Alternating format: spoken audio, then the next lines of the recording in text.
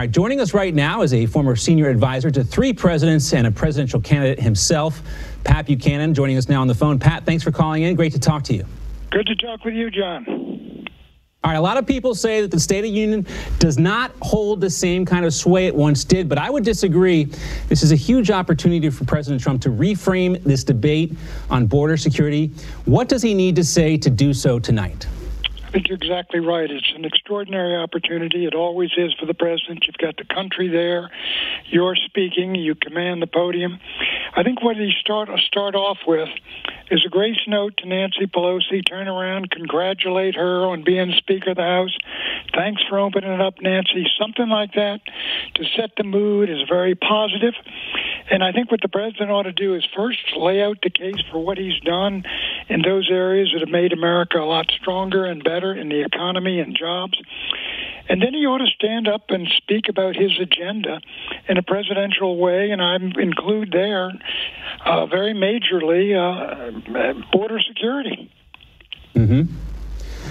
Yeah, as a tradition, some of the experts of the speech are released a little bit early. I want to go through a few of them with you now to get your take on them. You mentioned this is going to be the first one, border security and illegal immigration. Here is a quote from the speech tonight. We expect to hear this. Quote, "No issue better illustrates the divide between America's working class and America's political class than illegal immigration. Wealthy politicians and donors push for open borders while living their lives behind walls and gates and guards." So, this puts things in stark contrast. President Trump clearly advocating for his border wall there. Pat, do you think that one's going to hit home and change anyone's mind, some of the Democrats who have been so recalcitrant on this issue? I don't know that it's going to change minds, but it's going to reinforce an issue the way you've described it there in his words, that will say to middle America and working class America, I'm going to defend the borders of this country. I don't care how much the rich and wealthy depend upon illegal immigration as part of their economic benefits in this country. Look, John, this is an existential crisis.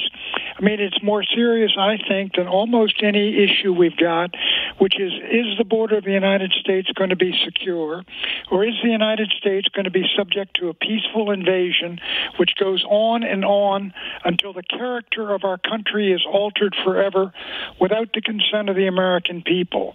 And sitting out there in the homes of America are people who want him to say, you're going to secure the border and we ourselves will decide who comes in. Yeah, this is an issue, Pat, you've talked about for a long time, longer than most people. Do you feel any vindication or validation that this issue right now is finally in the forefront and somebody like President Trump is willing to shut down the government over it? Well, John, we brought it up back in the 1992 campaign against President George Bush. We called for a Buchanan fence on the border. But since then, the number of illegal aliens in the United States is not 3 million, it's closer to 12 million, and some put it at 20 million. Right. And I'm elated with President Trump. I supported President Trump, and one of the reasons is because he's the first candidate in decades almost to stand up and say, this is what we're going to do, and to make a conscientious effort to do it. So on this issue, I'm behind him 100%. Now, there's another excerpt from the speech I want to read here because, there's obviously applause lines written into these speeches, and sometimes members of the president's party get a heads up. I know they're giving the heads up because they're told they better stand up. But here's an interesting one because I don't know how the reaction's going to go for this one, so we'll be listening for this. But this is another one from the president's speech tonight. Over the last 2 years, my administration has moved with urgency and historic speed to confront problems neglected by leaders of both parties over many decades. Sounds like an applause line that I would stand up for, but you think any Republicans are going to stand up and cheer that?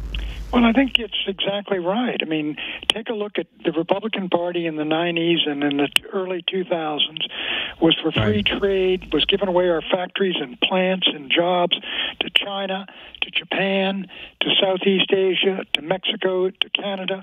And Donald Trump ran on this issue. He said, look, we're economy. We're going to stop doing that. We're going to start bringing the jobs and plants and factories home. And he's made a conscientious effort to do it. He's in a very tough negotiation with China, but he's the first president to recognize this and the first president to act on it. And again, I wish him well on this issue. Yeah, and this maybe is another way of President Trump returning fire at some of members of his own party in the Senate who have rebuked him a little bit on his foreign policy and also on the way he's been handling this border situation and on the issue of trade that you talked about. President Trump not winning any fans in the Republican Party with his stance on the trade war with China. But, you know, again, that's an issue where it seems to be coming around. We're hearing that the Chinese have agreed to negotiate on certain topics that previously were non-starters. So we'll keep an eye on that. The last excerpt of the speech that I want to read off for you here is a topic that's important to a lot of Americans, and that's the rising cost of prescription drugs. Here's what we can hear from the president tonight, or we expect to hear from the president tonight. Quote, "It is unacceptable that Americans pay vastly more than people in other countries for the exact same drugs, often made in the exact same place. This is wrong, unfair, and together we can stop it." Again, this is not necessarily an issue that's consistent with Republican or conservative ideology. But, Pat, this is another key opportunity for President Trump to reach across the aisle and build consensus with Democrats. Well, I agree. And if he speaks that way to this issue, he's going to get some Democrats standing up and applauding him. But one area where I disagree mildly with you, John, is this. I think Trump's point of view on China, that the theft of intellectual property, they're stealing our jobs, they're unfair trade partners, that issue has really captured elements of both parties. And so I think when Trump hits that, if he hits it the right way, I mean, he could get applause on that from both sides of the aisle. This is what Trump has done. He has raised and elevated and put on the table issues that not only no one agreed with before, but were against his position, and he's moved the country on these. And if he handles it the right way, this is almost a no-lose speech.